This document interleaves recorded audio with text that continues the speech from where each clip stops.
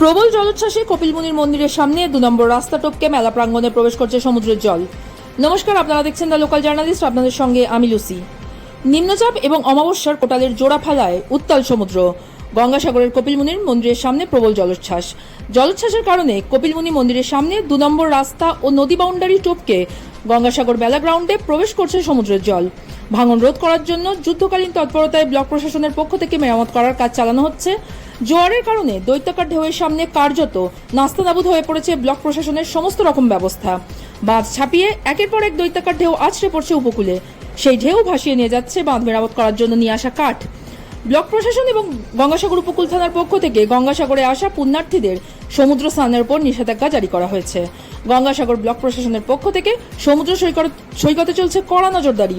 দৈত্যাকার ঢেউয়ের সামনে হার মানছে ব্লক প্রশাসনের সমস্ত রকম ব্যবস্থা। পরিস্থিতি ক্রমশ ভয়াবহ রূপ ধারণ করছে।